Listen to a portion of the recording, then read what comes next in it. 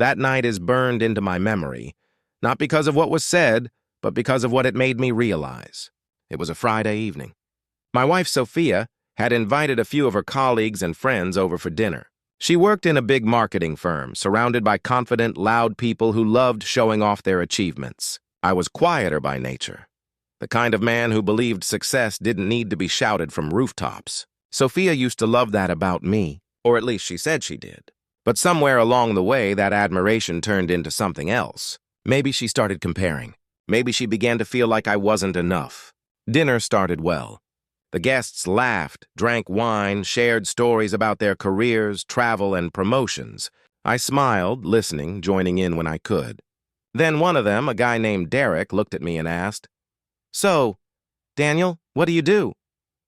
I started to answer, but Sophia interrupted with a laugh. "Oh, he's still figuring it out," she said. "He's got his little repair business. You know, the one that keeps him busy." The tone she used, it wasn't loving. It was dismissive, mocking. Everyone chuckled politely, but I felt my stomach twist. I tried to laugh it off, but my voice cracked a little when I said, "It's not little, Sophia. I've been working with 3 new clients this month." She rolled her eyes. "Sure, honey. Just don't blow another fuse in the kitchen like last time." They laughed again, and that's when something inside me broke. I excused myself, stood up quietly, and went to our bedroom. I packed a small overnight bag, just some clothes and my keys, and walked out. No yelling, no fighting, just silence. When I got to the car, my phone buzzed. It was Sophia. "Where are you going?" she asked, her voice uncertain. "I need some space," I said simply. "Enjoy the dinner." Then I hung up. That night, I checked into a small motel on the edge of town. I didn't sleep much. I just kept replaying her words in my head. He's got his little repair business. The thing is, I never wanted to be rich. I just wanted peace. I wanted a simple life, one where love meant more than status, where effort mattered more than titles. For the next few days, I didn't call her, and she didn't call me until the 4th night. It was almost midnight when my phone rang. Her name flashed on the screen. For a second, I thought about ignoring it, but something in my chest told me to answer. Her voice was trembling. "Daniel, I'm sorry." Silence. Then she started crying.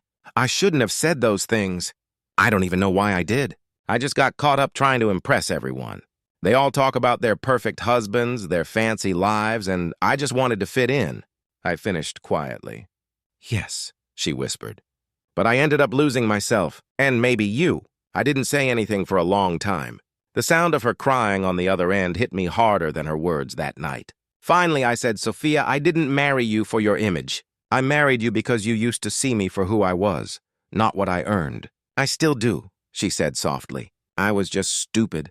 Please come home." "I'll fix it, I promise." I told her I'd think about it. For the next week, I stayed away. I focused on work, not out of anger, but clarity. I realized I had been measuring my worth through her approval. That night taught me I didn't need validation to be enough. Then one morning, I got a call from one of the companies I'd been working with. They wanted to officially partner with my business, full contract, long-term work. It was the biggest deal of my life. I smiled, thinking, maybe this is life's quiet way of reminding me to trust myself. 2 weeks later, I went back home. When I walked through the door, Sophia stood there, eyes red and tired. She didn't speak. She just ran to me and hugged me tightly. "I thought you'd never come back," she whispered. I looked at her.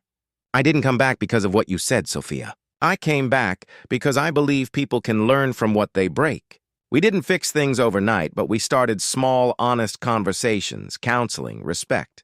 Months passed. One evening, she came to my workshop, the place she once called Little.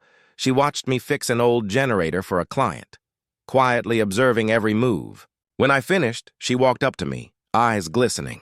"I used to think success meant money and status," she said, "but now I see it's peace, dedication, and love. You've always had all 3. I just didn't see it." I smiled. "I'm glad you finally do." That night, we had dinner together. Just the 2 of us. No friends, no pretense, no competition, just us. And for the first time in years, the silence between us wasn't heavy. It was warm.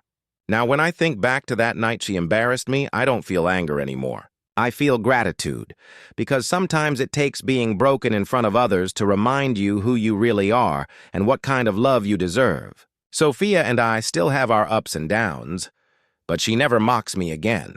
In fact, when someone asks her what I do, she smiles proudly and says, "He's the man who never gave up on his dreams or on me." And that, I think, is the kind of success you can't measure in.